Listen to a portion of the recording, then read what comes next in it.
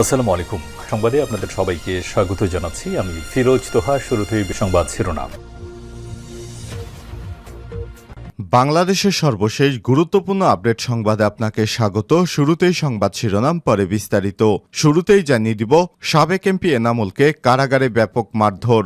রাজশাহী ৪ বাগমারা আসনের সাবেক সংসদ সদস্য এবং আওয়ামী লীগ নেতা এনামুল হকের উপর হামলার ঘটনা ঘটেছে। রাজশাহী কেন্দ্রীয় কারাগারের ভেতরে তাকে ব্যাপক মারধর করা হয়।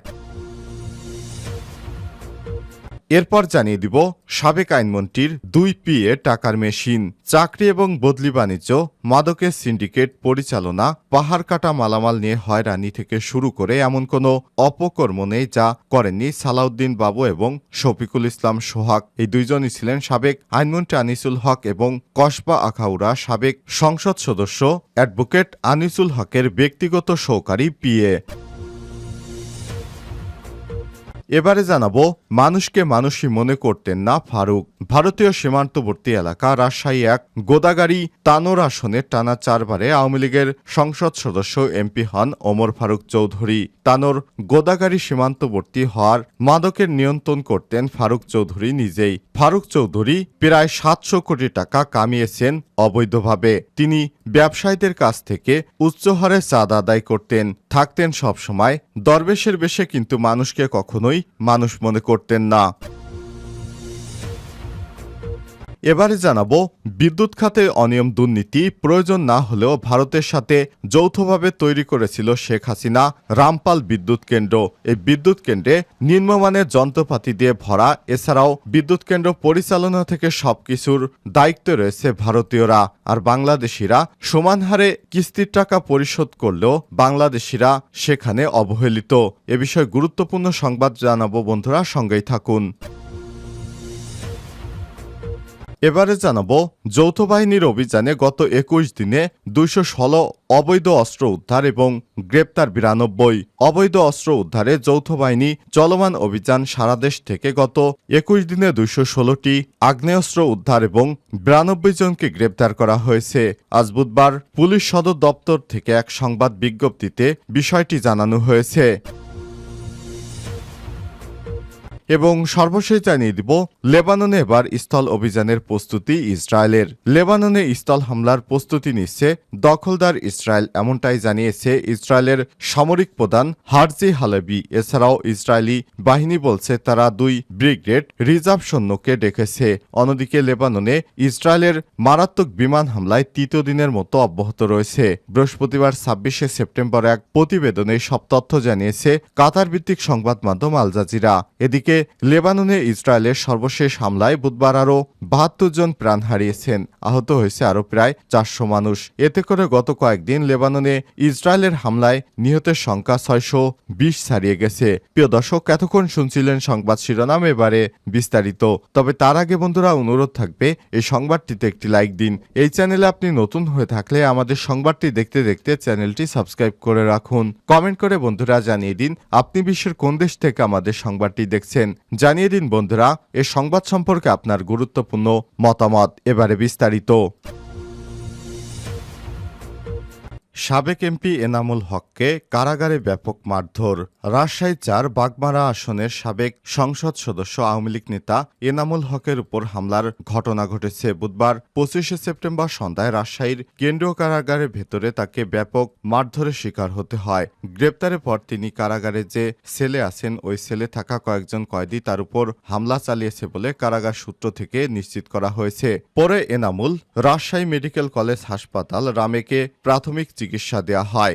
রাজপাড়া থানার এসআই কাজল নন্দী জানান, রাতে সাবেক এমপি এনামুল হককে কারাগার থেকে রামেক হাসপাতালে নিয়ে আসা হয়েছে। তখনই তিনি জানিয়েছেন কারাগারের ভেতরে তার উপর কয়েকজন কয়েদি মিলে হামলা করেছে। এতে ধস্তাধস্তির ঘটনা ঘটে। রাজশাহী মেডিকেল কলেজ হাসপাতালের জরুরি বিভাগের চিকিৎসক ডাক্তার জাহিদুল ইসলাম জানিয়েছেন ওনার মাথায় আঘাতের চিহ্ন ছিল।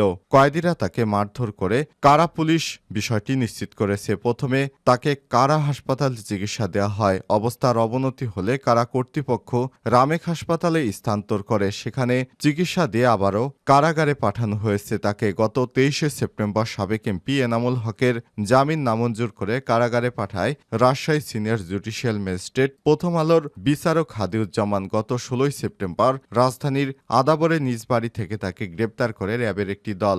জানা যায় গত 5ই আগস্ট বাগমারায় ছাত্র জনতার আন্দোলনে হামলা এবং বিস্ফোরক দ্রব্য আইনের মামলায় তাকে গ্রেপ্তার দেখিয়েছে এবং আদালতে হাজির করা হয়। এ সময় আসামি পক্ষের আইনজীবীরা এনামুলের জামিন আবেদন করেন। শুনানি শেষে আদালত পুলিশের উপস্থিতি এবং বর্তমান পরিস্থিতি বিবেচনায় তার জামিন নামঞ্জুর করে তাকে কারাগারে পাঠানোর নির্দেশ দেয়। এনামুল হক রাজশাহী 4 আসন থেকে 2008, 2014 ও 2018 সালে আওয়ামী লীগের মনোনয়নিত সংসদ সদস্য নির্বাচিত হয়েছিলেন। তবে 2024 সালে মনোনয়নপত্র না পেয়ে স্বতন্ত্র প্রার্থী হয়ে পরাজিত হন। সাবেক আইনমন্ত্রীর 2 পিএ টাকার মেশিন, চাকরি ও বদলি বাণিজ্য, মাদকের সিন্ডিকেট পরিচালনা, পাহাড় কাটা, মামলা দিয়ে হয়রানি থেকে শুরু করে এমন কোনো অপকর্ম নেই যা করেননি আলাউদ্দিন বাবু ও শফিকুল ইসলাম সোহাগ। দুইজনই ছিলেন সাবেক আইনমন্ত্রী আনিসুল হক এর ব্যক্তিগত সহকারী পিএ। গত 1 দশকে বানিয়েছেন ঢাকা এলাকায় একাধিক ফ্ল্যাট, প্লট, বহুতল ভবন ও কোটি কোটি টাকার সম্পদ। এসব এলাকা জুড়েই ফেসবুকে চলত সোহাগ বাবুর বন্দনা। তবে বেশিরভাগ মানুষই ছিল তাদের অত্যাচারে বিক্ষুব্ধ, তবে নিশ্চুপ। ধারণা করা হচ্ছে শেখ হাসিনা সরকারের পতনের পর দুইজনই বিদেশে পালিয়ে গেছেন। 2013 সালে কিছুটা ভালো থাকার নিশ্চয়তার জন্য বাবু পাড়ি জমান বাহরাইনে। এসএসসি পাশ করতেও একাধিকবার পরীক্ষা হলে বসতে হয়েছে বাবুকে। আনিসুল হক প্রথমবার বিনা প্রতিদ্বন্দ্বিতায় সংসদ সদস্য এবং মন্ত্রী হওয়ার কয়েক মাসের মধ্যে দেশে ফিরে আসেন বাবু। মন্ত্রীর বাসার কাজের লোক হিসেবে তার যাত্রা শুরু হয়। মন্ত্রীর গুলশান অফিসে যাওয়া আসা ছিল এমন কয়েকজন জানান, 2015 থেকে 2018 সালে মন্ত্রীর অফিসে চা পরিবেশন করতেন বাবু। মাত্র 500 বা 1000 টাকা পেলেই খুশি হতেন তিনি। একসময় বান্ডিল ছাড়া নিতেন না। মন্ত্রীর সাবেক এপিএস রাশেদুল কাউসার কসবা উপজেলা পরিষদের চেয়ারম্যান হওয়ার পর বাবু হয়ে ওঠেন সবকিছুর হর্তাকর্তা।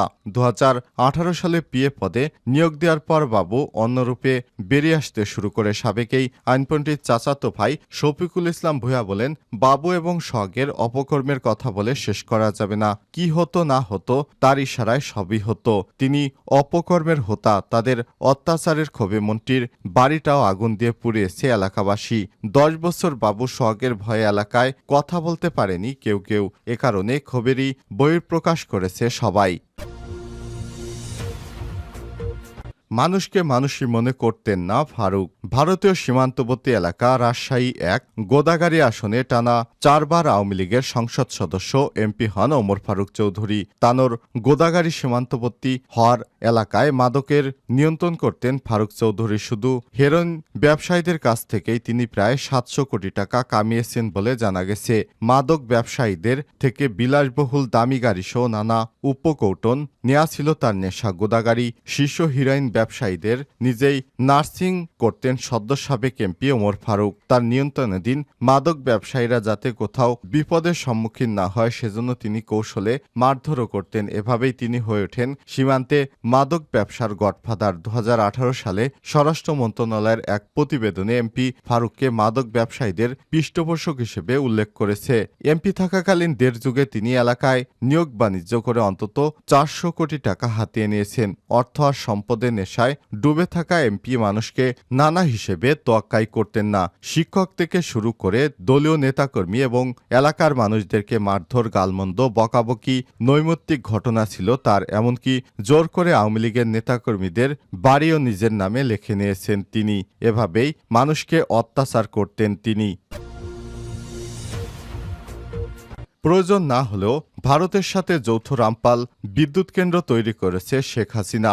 বাংলাদেশ ভারতের সমান সমান মালিকানায় গড়ে উঠেছে বাংলাদেশে রামপাল বিদ্যুৎ কেন্দ্র। কেন্দ্রটি নির্মাণ থেকে শুরু করে ঋণের কিস্তি পরিশোধ সবকিছুই করা হচ্ছে সমান হারে। কিন্তু কেন্দ্রটির পরিচালনায় লোকবল নিয়োগ থেকে শুরু করে সার্বিক তত্ত্বাবধান সহ সবকিছুতেই রয়েছে ভারতের আধিপত্য। শুধু তাই নয়, নিম্নমানের যন্ত্রপাতি ব্যবহারের কারণে কেন্দ্রের উৎপাদন ক্ষমতা ঘন ঘন বন্ধ রাখতে হচ্ছে। আর এই ত্রুটি মেরামতে যে বিদেশি পরামর্শক নিয়োগ প্রতিষ্ঠান দেওয়া হয়েছে সেটিও ভারতের মালিকানাধীন। প্রতিষ্ঠানটির নাম জার্মান ভিত্তিক প্রতিষ্ঠান সিমেন্স ইন্ডিয়া লিমিটেড। অথচ কারিগরি ত্রুটির কারণে ঘন ঘন বন্ধ থাকলেও ঠিকই কেন্দ্র ভাড়া দিতে হচ্ছে বাংলাদেশকে। ত্রুটি সরাতেও দফায় দফায় বাড়তি অর্থ ব্যয় করতে হচ্ছে, যার অর্ধেকই বহন করতে হচ্ছে বাংলাদেশকে। পার সেলের সাবেক ডিজি বিডি রহমতুল্লাহ বলেছেন, রামপাল বিদ্যুৎ কেন্দ্রের কারণে সুন্দরবনের অপূরণীয় ক্ষতি হবে। শুরুতেই এই কেন্দ্র নিয়ে আশঙ্কা করা হলেও বিগত আওয়ামী লীগ সরকার তা আমলে নেয়নি, কারণ ভারত এই কেন্দ্রের অর্ধেকটার মালিক। এটি নির্মাণে উদ্যোগ নেওয়া হয় তখনই এই কেন্দ্রের বিদ্যুতের প্রয়োজন ছিল না, আর এখন চাহিদার চেয়ে দেশে বিদ্যুৎ উৎপাদন সক্ষমতা বেশি, ফলে এখন এই কেন্দ্র একেবারেই অপ্রয়োজনীয়। উপরন্তু নিম্নমানের যন্ত্রপাতি ব্যবহারের কারণে দেশের বিদ্যুৎ উৎপাদন ক্ষমতা ঘন ঘন বন্ধ থাকলেও কেন্দ্র ভাড়া দিতে হচ্ছে সরকারকে, সে সঙ্গে দিতে হচ্ছে ঋণের কিস্তি। এক কথায় বলা যায় কেন্দ্রটি বাংলাদেশকে অনেক ভোগাবে।